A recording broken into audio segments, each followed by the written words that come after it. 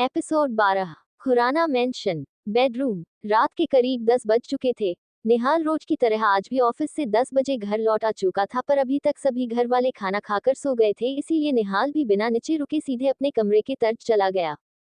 जब वो अपने कमरे के बाहर पहुंचा तो पूरा कमरा एकदम से अंधेरा हुआ पड़ा था, और जब उसने कमरे में अंधेरा देखा तो थोड़ा सोचते हुए खुद में ही बोला, बड़ी अजीब बात है, आज से पहले तो मिस रूहानी इस तरह से लाइट ऑफ करके नहीं सोती थी, पर आज उन्होंने पूरे कमरे को ही अंधेरा कर दिया है। सब ठीक तो है ना?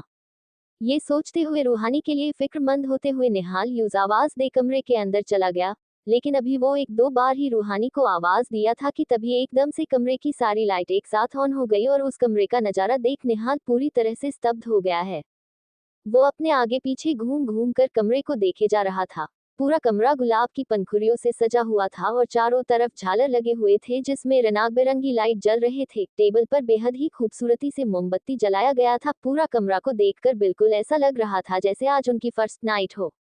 जब निहाल ये सब देखता है तो वो थोड़ा परेशान होते हुए रूहानी को ढूंढने लगता है, और तभी बाथरूम का दरवाजा खुलने की आवाज उसके कानों में सुनाई देती है, जिसके आहट से निहाल उस तरफ मुड़ देखने लगता है। एक पल को तो मानो निहाल पूरी तरह से हिल ही चुका था। रेड सिफोन की साड़ी में लिपटी रूहानी, होठों पर डार्क लाल लिपस्टिक और हाथों में भरी हुई लाला रंग की चुड़िया, माथे पर छोटी बिंदी के साथ खुले काले बाल, उसकी खूबसूरती को और ज्यादा बढ़ा रही थी। इतनी खूबसूरत बीवी को देख निहाल के कदम खुद ब खुद उसके तरफ बढ़ उठे, और वो रूहानी के सामने जा खड़ा हो गया। निहाल के करीब आते ही रूहानी फिर से नर्वस होने लगी, पर इस बार उसने ठान लिया था कि वो निहाल के लिए ये सब करेगी, उसे वो खुशी देगी जिसका वो हकदार है। इसीलिए वो अपने दोनों हाथों को कसकर मुट्ठी बना लेती है और अपनी नजरें थोड़ी नीची कर उसी तरह खड़ी रहती है। निहाल बेहद ही रोमांटिक अंदाज में रूहानी की कमर में हाथ डालते हुए उसे जोर से अपने करीब खींच लेता है, जिस वजह से उन दोनों के सीने एक दूसरे से जा टकराते हैं। तभी वो पूछता है, क्या बात है मिस रूहानी, आज कहीं आपका हमें मारने का इरादा तो नहीं है ना? इतनी हॉट बनाकर अगर हमारे सामने आएंगी तो फिर मैं खुद को कंट्रोल नहीं कर पाऊंगा, सोच लीजिए। निहाल की बातों को सुन रूहानी को शर्म तो बहुत ज्यादा आ रही थी, लेकिन फिर भी वो हिम्मत कर बोली, तो आपको खुद को कंट्रोल करने बोला किसने है? मतलब मैं समझा नहीं, कहीं आप ये तो नहीं कहना चाह रही है कि आज मैं आपके साथ वो सब कर सकता हूँ जो प्लीज मिस्टर निहाल, मुझे शर्म आ रही है, आप इस तरह की बातें मत बोलिए। रूहानी इतना बोल चुप हो जाती है। तभी निहाल अपने दूसरे हाथ से रूहानी के चेहरे को थोड़ा ऊपर उठाता है और उसके खूबसूरत होठों को अपने अंगूठे से थोड़ा छूने लगता है, जिस पर रूहानी को बहुत ज्यादा ही नर्वसनेस होने लगती है, इसीलिए वो अपनी आंखें कसकर बंद कर लेती है।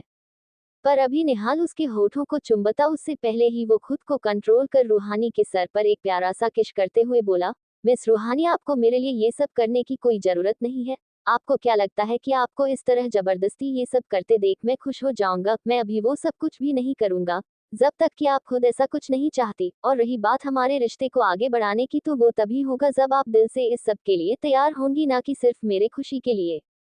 निहाल ने जब ये सब बोला तो रूहानी एकदम से अपनी आंखें फाड़ फाड़ उसके चेहरे को देखे जा रही होती है। उसे यकीन नहीं हो पा रहा था कि निहाल उसे इतनी अच्छी तरह से समझता है और उसके फीलिंग्स की भी इतनी रिस्पेक्ट करता है। तो वो काफी ज्यादा खुश हो गई, पर अगले ही पल थोड़ा मुरझाए हुए चेहरे के साथ बोली, पर मिस्टर निहाल, मेरी वजह से आप कभी तक। रूहानी अभी इतना ही बोली थी कि तभी निहाल उसके होठों पर अपने उंगली को रखते हुए मुस्कुराते हुए बोला, मैं जानता हूँ मिस रूहानी, आपको ये बात सोचकर बुरा लगता है कि मैं आपके लिए इतना करता हूँ, आपसे इतना प्यार करता हूँ, पर आप मुझे कुछ भी नहीं दे पा रही है और इसीलिए आपने ये सब किया है। मैं सच कह रहा हूँ ना मिस रूहानी? पर मिस्टर निहाल, बस अब कुछ मत कहिए। हाँ मिस रूहानी, अगर सच बोलूं तो मैं आपको बहुत प्यार करना चाहता हूँ, आपको अपना बनाना चाहता हूँ, पर इसका ये बिल्कुल भी मतलब नहीं है कि मैं बिना आपके मन के आपको अपना बनाऊं, और ना ही आप आगे काफी कुछ ऐसा सोचिएगा। अगली सुबह। रूहानी आज भी सुबह के 4 बजे ही उठ गई थी, क्योंकि 5 बजे राठी सर उसे रोज की तरह पढ़ाने आने वाले थे। इसीलिए वो उठकर जल्दी से फ्रेश हो स्टडी रूम में जाने लगी। लेकिन तभी उसकी नजर बेड पर बड़े ही आराम से सोए निहाल पर जा पड़ती है, जिसे देखते ही वो एक पल के लिए वहीं रुक गई और कमरे से बाहर जाने की बजाय निहाल के पास जा बैठ गई और मुस्कुराते हुए उसके चेहरे को देखते हुए खुद में बोली, थैंक यू मिस्टर निहाल, मुझे इतना समझने के लिए। सच में मैं बहुत ज्यादा लकी लड़की हूँ जो आप मुझे मिला गए। ये बोल बड़े ही आराम से निहाल के सर पर एक प्यारा सा किश कर वापस से कमरे से बाहर जाने लगी। लेकिन इससे पहले कि वो वहां से जा पाती, पीछे से निहाल उसका हाथ एकदम से पकड़ लेता है और कहता है, क्या बात है मिस रूहानी, आज आपको अपने पति पर बड़ा प्यार आ रहा है? जैसे ही रूहानी निहाल की आवाज सुनती है वो मुस्कुरा पड़ती है और उसके तरफ मुड़ते हुए कहती है, हाँ तो क्यों ना आएगा मुझे प्यार, अब आप है ही इतने स्वीट तो प्यार तो आएगा ही ना। अच्छा तो ऐसी बात है, तो फिर चलिए मुझे भी अपनी पत्नी पर बहुत प्यार आ रहा है तो मैं क्या करूँ। तो आप अपनी पत्नी को प्यार कर लीजिए और क्या। रूहानी हंसते हुए ये कहती है और निहाल इससे पहले कि उसके करीब आ पाता वो होना हाथ छुड़ा दरवाजे की तरफ दौड़ पहुंच जाती है और वहां से चिढ़ाते हुए कहती है, मिस्टर निहाल आपकी पत्नी इतनी आसानी से आपके हाथ नहीं लगने वाली है तो कोशिश जारी रखिए, फिलहाल तो मैं चली। ये कह वो कमरे से चली जाती है और निहाल बस बेड पर उठकर बैठते हुए मुस्कुरा देता है और बोलता है, मेरी बिल्ली मुझी से म्याऊं, कल तो खुद मेरे पास शिकार होने आ गई थी और आज मुझे एक किश के लिए भी तड़पा रही है। कोई बात नहीं मिस रूहानी, मैं भी शेर हूँ, शिकार तो आपका करके ही रहूंगा। इधर जब रूहानी स्टडी रूम पहुंची तब तक राठी सर वहां पर आ चुके थे और कुर्सी पर बैठकर किसी किताब को पलट रहे थे। जैसे ही रूहानी कमरे के अंदर आती है सर को देख वो मुस्कुरा कर बोलती है, गुड मॉर्निंग राठी सर। अरे रूहानी तुम आ गई। गुड मॉर्निंग, मुझे तो लगा तुम अभी भी सो ही रही होगी। नहीं सर, वो दरअसल अलार्म लगा लेती हूँ, रात में सोने से पहले तो टाइम से उठ जाती हूँ। चलो अब धीरे धीरे तुम बड़ी तो हो रही हो। अच्छा वैसे तुम्हें पता तो है ना कि परसों से तुम्हारा एग्जाम शुरू हो रहा है और तुम्हें इस बार अच्छे मार्क्स लाने हैं, तभी तुम अगले सेमेस्टर में जा सकोगी। जी सर मुझे पता है, मिस्टर निहाल ने मुझे बताया था। मैं आपको निराश नहीं करूंगी और पूरी मेहनत कर अच्छे मार्क्स लाऊंगी पक्का। अच्छा अब चलो पढ़ाई शुरू करो। राठी सर के कहने पर रूहानी भी अपनी किताब निकाल सवाल सॉल्व करने लगी। रूहानी बहुत मन लगा कर अपने किताब में डूबी हुई थी और सामने बेटे राठी सर उसे देख देख बस मुस्कुराए जा रहे थे। रूहानी के चेहरे पर आ रहे खुले बाल उसे बार बार परेशान कर रहे थे। इससे पहले कि रूहानी अपने बालों को पीछे करती राठी सर झट से उठकर उसके तरफ आ खड़े हो गए और एक अजीब तरह से उसके बालों को अपने हाथों से पीछे के तरफ करने लगे। उनके इस तरह के बर्ताव से रूहानी को बहुत ज्यादा अजीब सा फील हो रहा था, पर वो ये सोचकर चुप रह गई कि शायद राठी सर उसकी हेल्प करने की कोशिश कर रहे हैं और वापस से सवाल बनाने में लग गई। इधर आज सुबह के 5:30 बजे ही रुक्मणी जी की नींद खुल चुकी थी। चूंकि उन्हें अब नींद नहीं आ रही थी इसीलिए वो अपने कमरे में से निकल बाहर हॉल में आकर कुछ वक्त के लिए अकेली बैठ गई, पर अभी वो कुछ देर बैठी ही होंगी कि तभी उनके कानों में किसी के बात करने की आवाज सुनाई दी। इतनी सुबह सुबह कौन जग गया? और ये आवाज तो निहाल के स्टडी रूम की तरफ से आ रही है। पर इतनी सुबह तो वो नहीं जगता है, जाकर देखती हूँ बात क्या है। रुक्मणी जी ये सोचते हुए स्टडी रूम की तरफ अपने कदम बढ़ाने लगी। वो एक एक कदम कमरे की तरफ बढ़ाए चली जा रही थी और इधर कमरे में इस बात से अनजान रूहानी खुशी से अपनी पढ़ाई करने में मग्न थी। जैसे ही रुक्मणी जी स्टडी रूम का दरवाजा खोलती है वो सामने के नजारे को देख पूरी तरह से अचंभित हो जाती है और उनके मुंह से अनायास ही निकलता है, हे भगवान ये सब क्या है और ये यहाँ पर क्या कर रही है। रुक्मणी जी जैसे ही स्टडी रूम का दरवाजा खोलती है सामने का नजारा देख पूरी तरह से सोच रह जाती है और हैरान होते हुए खुद में कहती है, हे भगवान ये सब क्या है। इस कमरे में चूहे कहाँ से आ गए, वो भी इतना मोटा। तभी तो मैं सोचूं कमरे से अजीब तरह की आवाजें क्यों आ रही थी। अगर इस चूहे को जल्दी से जल्दी यहाँ से नहीं निकाला तो ये निहाल का सारा इम्पोर्टेंट फाइल सबको खराब कर देगा। एक काम करते हैं, जल्दी से चूहेदानी लगा देते हैं। रुक्मणी जी इतना सोच जल्दी से चूहेदानी को वही कमरे के बीचों बीच लगा कमरे के दरवाजा को बाहर से बंद कर चली जाती है। उनके जाने के बाद रूहानी, निहाल और राठी सर जो उसी कमरे में बेड के नीचे छिपे हुए थे एक साथ बाहर आते हुए राहत का सांस लेने लगते हैं। आज तो मिस्टर निहाल आपने हमें बचा ही लिया, वरना माँ के साथ साथ पूरे घर में सबको पता लगा जाता है कि मैं अभी भी अपनी पढ़ाई कंटिन्यू कर रही हूँ। रूहानी निहाल की तरफ देखते हुए बोली, जिस पर निहाल बोला, अरे ऐसे कैसे फंसने देता आपको। ये जिम्मेदारी मेरी है कि मैं आपकी पढ़ाई ना रुकने दूं और फिर आपका एग्जाम होने वाला है। अगर ऐसे में आपको कोई घर का टेंशन होगा तो आप पढ़ाई पर ध्यान कैसे लगा पाएंगी। इसीलिए आप इस बात को सोचकर बिल्कुल भी टेंशन मत लीजिएगा कि इसके बारे में किसी को कुछ भी आता चलेगा, क्योंकि वो सब मैं संभाल लूंगा। जब राठी सर निहाल को रूहानी के इतने पास खड़े हो उसे हिम्मत देते देखते हैं तो वो झट से खुद रूहानी के पास आ उसके कंधे पर अपना मजबूत हाथ रखते हुए बोलते हैं, हाँ रूहानी तुम अभी इस सब के बारे में कुछ मत सोचो, सिर्फ अपनी पढ़ाई पर ध्यान दो, देखना तुम इस बार पूरे कॉलेज में बहुत अच्छा मार्क्स लाओगी, मुझे तुम पर पूरे विश्वास है। राठी सर की बातों को सुन रूहानी बस एक हल्का सा स्माइल कर देती है, पर इसके बाद भी राठी सर उसके कंधे पर से होना हाथ नहीं हटाते हैं। ये देख उसे थोड़ा अजीब सा फील होता है, इसीलिए वो बहाना बनाते हुए बोली, राठी सर, आप काफी मेहनत करके मुझे यहाँ पर पढ़ाने के लिए आते हैं, पर अब परसों से तो मेरा एग्जाम है ही, तो मैं सोच रही हूँ कि अब आप कल से मुझे पढ़ाने मत आइए, क्योंकि अब इन 1-2 दिनों में मैं अपने पढ़े हुए लेसन का रिवीजन करने का सोच रही हूँ।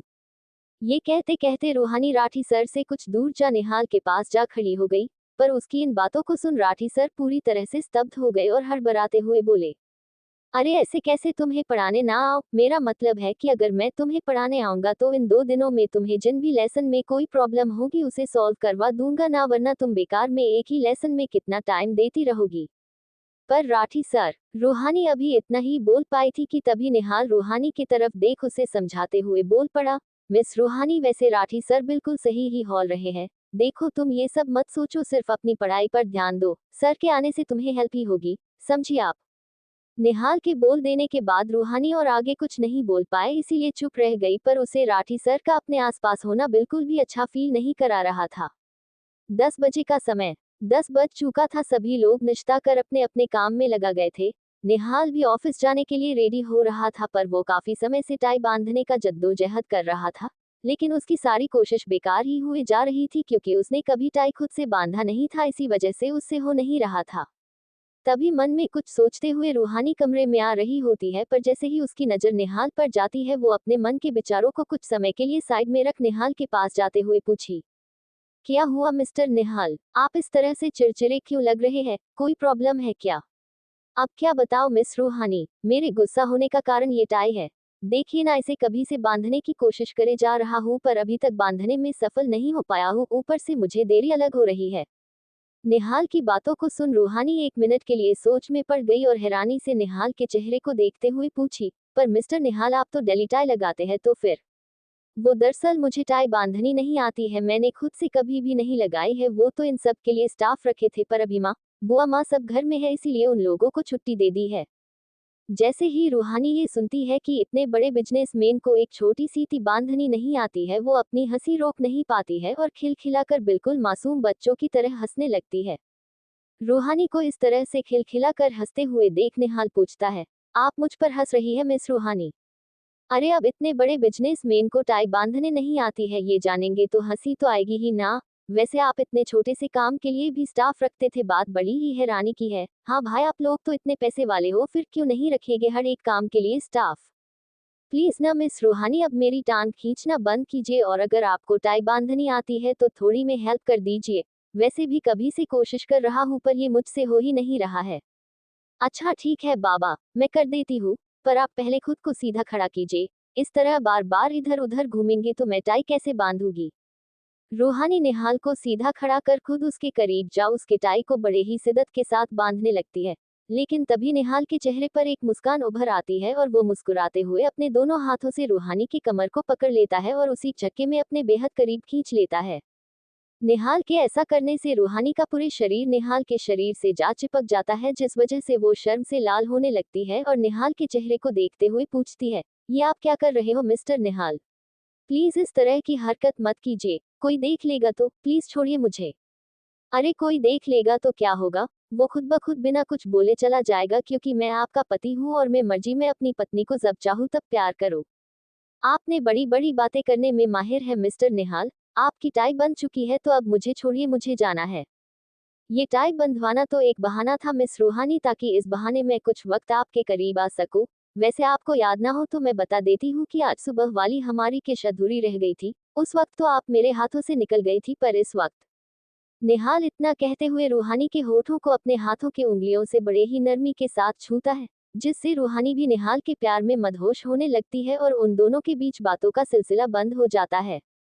आहिस्ता आहिस्ता निहाल रूहानी के होठों के करीब बढ़ने लगता है और रूहानी भी अपनी आंखें बंद कर लेती है, पर अभी उनके होंठ एक दूसरे के आगोश में समाते उससे पहले ही एकदम से कमरे में बेधड़क राखी घुसे चली आए और सामने का नजारा देख वो शर्म से तुरंत दूसरी तरफ मुड़ बोली, सॉरी, सॉरी नेहाल भाई, मैंने कुछ भी नहीं देखा, वो बस मैं तो आप दोनों को बुलाने आई थी, पर मैं अभी जा रही हूँ। एक ही सुर में राखी सारा कुछ बोल पड़ती है और उसकी आवाज सुनते ही रूहानी और निहाल दोनों एक दूसरे से दूर खड़े हो शर्म के मारे इधर उधर देखने लगते हैं। कर निहाल रूहानी से धीरे से बोलता है, मिस रूहानी मैं तो चला, अब आप संभालिए राखी की बच्ची को, हर बार कोई ना कोई आकर मेरे रोमांच का सत्यानाश कर देता है। चिड़चिड़े हो निहाल कमरे से निकल चला जाता है और उसके जाने के बाद रूहानी खुद में धीरे से बोलती है, बोलकर तो ऐसे निकल लिए जैसे कि मुझे शर्म आती ही नहीं है। अब ये राखी मेरे साथ आज पूरा दिन मजाक करेगी, ऊपर से गुस्सा भी खुद ही होकर बैठे है। ये सब खुद में धीरे से बड़बड़ा। रूहानी थोड़ा नॉर्मल बिहेव करते हुए राखी के पास जाते हुए बोली, कोई काम था क्या राखी? वो रूहानी, भाभी मैं तो आप दोनों को पीछे बुलाने के लिए आई थी, पर लगता है मेरे आने का टाइमिंग सही नहीं थी। भाई गुस्सा हो गए होंगे ना, मुझे पता है निहाल भाई आपके साथ टाइम स्पेंड करने का मौका ढूंढते रहते हैं, पर हम सब की वजह से आप दोनों को अकेले में टाइम नहीं मिल पाता है। प्लीज राखी, ऐसा कुछ भी नहीं है। और भला आप ऐसा क्यों सोच रही है? वो तो बस उनके मूड के ऊपर होता है। अब आप तो अपने भाई को अच्छी तरह से जानती ही है। ऑफिस से आने के बाद वो बिल्कुल नॉर्मल हो जाएंगे, तो उनके गुस्से के बारे में सोचना छोड़िए और चलिए जाकर देखते हैं नीचे कुछ काम तो नहीं ना है। रूहानी राखी को अपने साथ लेकर कमरे से नीचे की तरफ चली जाती है और वी हॉल में जाकर बुआ माँ के बगल में बैठते हुए बोली, बुआ माँ आज घर के कुछ सामान लेने मुझे मार्केट जाना है, तो अगर आपको कोई जरूरत के सामान मंगवाने हैं तो मुझे बता दीजिए, मैं ले आऊंगी। पर रूहानी बहू, निहाल को ऑफिस के लिए निकल गया है तो तुम मार्केट कैसे जाओगी? बुआ माँ मैं हमेशा से खुद ही मार्केट का सारा काम करती हूँ। मिस्टर निहाल हर वक्त मुझे लेकर जाए और लेकर आए ये तो संभव नहीं है ना, इसीलिए मैं खुद ही ये सब कर लेती हूँ। जैसे ही ये बात सभी सुनते हैं, सभी के चेहरे का एक्सप्रेशन एकदम से बदल जाता है। पर राखी मन ही मन खुद में कहती है, भाभी ने तो खुद के लिए ही मुसीबत खड़ी कर ली। जैसे ही रूहानी ये बोलती है कि वो हमेशा से खुद ही मार्केट जाना आना करती है और उसे ये सब करना पसंद है, उसकी बातों को सुन सभी थोड़ा हैरानी से उसे देखने लग जाते हैं और वही खड़ी राखी मन ही मन खुद में बोलती है, ये तो रूहानी भाभी ने खुद ही प्रॉब्लम खड़ी कर ली। इन्हें भाई ने माँ के बारे में लगता है अच्छी तरह से बताया नहीं है, तभी वो ये उनके सामने ये बर रही है कि वो अकेली ही बाहर जाती आती है। राखी अभी मन ही मन ये बातें सोच दुखी हो ही रही थी कि तभी वसुंधरा जी एकदम से सोफे पर से उठ खड़ी हो गई और उनके खड़े होते ही रुक्मणी जी भी हड़बड़ा कर खड़ी हो जाती है। बुआ माँ बताइए ना, क्या चाहिए आपको, मैं आते टाइम लेते आऊंगी। बस रूहानी बहू अब चुप हो जाओ। इतना कह बुआ माँ बिना और कुछ बोले तेजी में अपने कमरे की तरफ चली जाती है। उन्हें इस तरह से जाते देख रुक्मणी जी भी उनके पीछे पीछे चल पड़ती है। रूहानी को कुछ समझ नहीं आ रहा होता है कि आखिर में उसने ऐसा भी क्या बोल दिया जिस वजह से बुआ माँ इतने गुस्से में अपने कमरे की तरफ चली गई। राखी, आपको कह समझ में आया क्या बुआ माँ इस तरह से बिना कुछ भी बोले क्यों चली गई? क्या उन्हें मेरी कोई बात बुरी लगा गई है? अब भाभी मैं आपको क्या बताऊं? वो दरअसल शायद निहाल भाई ने आपको माँ के बारे में अच्छी तरह से नहीं बताया है, इसीलिए तो आप उनके सामने ही अकेले बाहर आने जाने की बात बोल रही थी। मैं आपको रोकना चाहती थी पर माँ सामने थी, इसी वजह से कुछ नहीं बोल पाई। पर मेरे बाहर आने जाने से बुआ माँ नाराज क्यों हो जाएगी राखी? ये बात मुझे कुछ समझ में नहीं आई। दरअसल भाभी माँ इस बात को मानती है कि लड़कियों को घर की सारी जिम्मेदारी निभानी चाहिए, घर संभालना आना चाहिए, बाहर के काम धाम लड़कों के लिए होते हैं और आपने उनके सामने बाहर जाने की बात की, इसीलिए। जब रूहानी को ये बात पता चली तो वो एक मिनट के लिए पूरी तरह से हैरान रह गई और बड़ी ही हैरानी भरे नजरों के साथ राखी के तरफ देखते हुए बोली, आज के समय में जहाँ दुनिया हम लड़कों और लड़कियों को एक समान दर्जा देने की कोशिश कर रही है, वही आज भी कुछ लोगों की सोच ऐसी है। मुझे तो समझ में नहीं आता है कि आखिर में मेरे बाहर जाने से बुआ माँ को क्या दिक्कत है। हमें समय के साथ बदलना चाहिए, तभी तो हम दुनिया के साथ साथ चल सकेंगे। और फिर ये कोई गांव नहीं है कि यहाँ पर बाहर आने जाने में कोई प्रॉब्लम हो। रूहानी भाभी, मैं आपकी बात समझ सकती हूँ और मैं खुद ही आपके बातों से सहमत भी हूँ, पर माँ के विचारों को बदलना इतना आसान नहीं है, इसीलिए तो मैं अपना ग्रेजुएशन करने के बाद भी घर में ही रहती हूँ, खुद के मन से कोई जॉब नहीं कर सकती हूँ। राखी इतना बोल थोड़ा उदास हो वहां से अपने कमरे की तरफ चली जाती है और उसे जाते हुए देख रूहानी खुद में धीरे से बोलती है, भला बुआ माँ ऐसा कैसे सोच सकती है? उनके ये विचार पूरी तरह से गलत है और मैं उन्हें ये समझाकर ही रहूंगी कि आज के दौर में लड़का और लड़की दोनों बराबर है और लड़की वो हर काम कर सकती है जो एक लड़का करता है। शाम का समय। रूहानी घर में प्रॉब्लम होने के बाद भी मार्केट चली गई थी और शाम को सारी शॉपिंग कर वापस घर लौट आई थी, पर जब वो लौट कर घर आई तो हॉल में अपने अपने सामान के साथ बुआ माँ और राखी को खड़ी देख वो हड़बड़ा कर उनके पास जा खड़ी हो गई और बोली, बुआ माँ, राखी, आप लोग ये इस तरह से आप सभी अपने सामान के साथ यहाँ पर क्यों खड़ी है? रुक्मणी अपनी बहू से बोल दे कि हम सभी वापस गांव जा रहे हैं। अब ऐसी जगह पर रहने का क्या मतलब रह जाता है जहां पर सभी अपने अपने मन का करते हैं, बड़ों के सम्मान और इज्जत का कोई महत्व ही ना हो। चलो रुक्मणी यहाँ से। वसुंधरा जी के कहने पर रुक्मणी जी और राखी दरवाजे की तरफ अपना सामान ले बढ़ने लगी। रूहानी को कुछ समझ नहीं आ रहा था कि वो कैसे इन सभी को जाने से रोके, लेकिन फिर भी वो कोशिश करते हुए बोली, प्लीज बुआ माँ, आप सभी ऐसे कैसे जा सकते हो? और फिर मैंने आप सभी को दुख पहुंचाने के नियत से ये सब नहीं किया। मैं सच कह रही हूँ बुआ माँ, मैं तो बस यह समझाना चाहती हूँ आपको कि आज के दौर में ये विचार रखना कि लड़कियां सिर्फ घर संभालने के लिए होती है, सही नहीं है। वाहे रूहानी बहू, तुम मुझे और मेरी सोच को गलत बोल रही हो। बस अब बहुत हो गया, चलो यहाँ से। इतना कह वसुंधरा जी एकदम तेजी में दरवाजे की तरफ चल पड़ी और रूहानी बस दुखी हो उन लोगों को पीछे खड़ी जाते हुए ही देख रही थी। उसकी एक भी बात कोई सुनने तक को तैयार नहीं था उस वक्त। जब रूहानी देखती है कि ना तो बुआ माँ और ना ही माँ उसकी बात को मान रही है तो वो बहुत ज्यादा परेशान हो जाती है, ये सोचकर कि कहीं सच में वो सभी घर छोड़कर ना चली जाए। पर जब वसुंधरा जी घर के मेन चौखट से अपने कदम बाहर रखने वाली होती है तभी रूहानी दौड़कर उनके सामने आ खड़ी हो जाती है और बिन से 1 मिनट की देरी किए ही तुरंत अपने दोनों हाथों को जोड़ते हुए बोली, प्लीज बुआ माँ, आप इस तरह से अपना घर छोड़कर नहीं जा सकती है। अगर आपको मेरी सोच और मेरा इस तरह से बाहर जाना पसंद नहीं है तो मैं आपसे आज प्रॉमिस करती हूँ कि मैं आगे से कभी भी अकेले बाहर नहीं जाया करूंगी और ना ही इस बारे में आपको समझाने की कोशिश करूंगी। पर प्लीज बुआ माँ, इस बार के लिए मुझे माफ कर दीजिए और मत जाइए घर को छोड़कर। रूहानी जिस तरह से बुआ माँ को घर से ना जाने के लिए रोकने की कोशिश कर रही थी, ये देखकर राखी और अनु दोनों को बहुत ही ज्यादा बुरा लग रहा था। पर वो दोनों कुछ बोल भी नहीं सकती थी अपने माँ के आगे, इसीलिए सदुखी चेहरे ले साथ अपनी भाभी को देखे जा रही थी। बोलिए ना बुआ माँ, आपने मुझे माफ क्यों कर दिया ना? आप नहीं ना जाएंगी घर छोड़कर, कुछ तो बोलिए ना।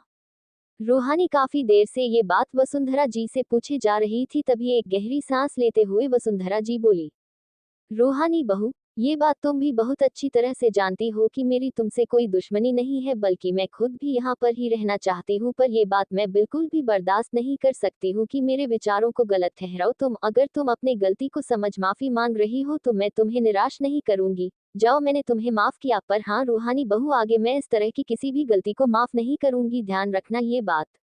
जी बुआ माँ, मैं ये बात हमेशा ध्यान में रख कर ही कोई भी काम करूंगी। और हाँ माँ, अब आप सभी भी अपना सामान अपने अपने कमरे में रख दीजिए, मैं आप सभी के लिए चाय बनाकर लाती हूँ। रूहानी खुश हो किचन की तरफ चली जाती है और ये लोग भी अपने अपने कमरे में सामान रखने चले जाते हैं। जब राखी और अनु अपने कमरे में पहुंचती है तो राखी थोड़ा दुखी हो कहती है, अनु दी, आज माँ ने जिस तरह से रूहानी भाभी को माफी मांगने पर मजबूर कर दिया वो बात मुझे बिल्कुल भी अच्छी नहीं लगी। अरे भाभी की गलती थी ही क्या? हमारी माँ की सोच की वजह से बेचारी भाभी को ना चाहते हुए भी उनके विचारों को मानने के लिए मजबूर होना पड़ गया।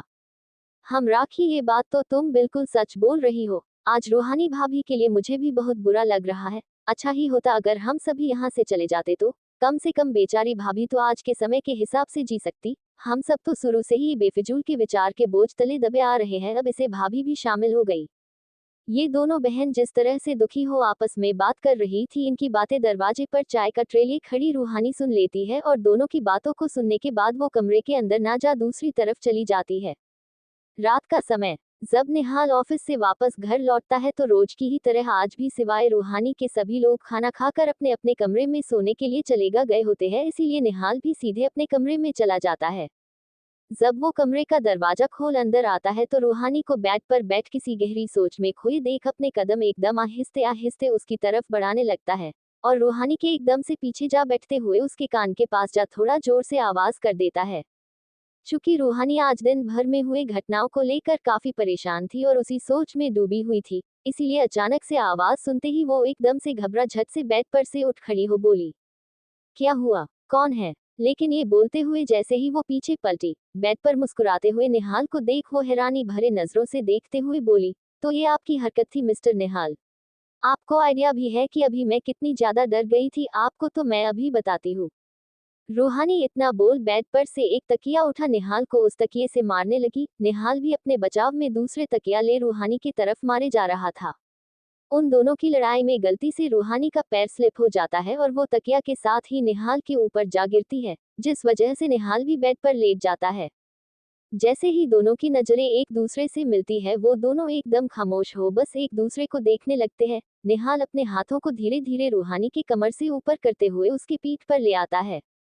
दोस्तों, आज के एपिसोड में बस यहीं तक रहने देते हैं। आगे की एपिसोड को हम अगले एपिसोड में सुनेंगे। फिलहाल के लिए दीजिए हमें जाने की इजाजत और इसी तरह सुनते रहिए हमारे द्वारा लिखी स्टोरी आर्यंगे मैरिज।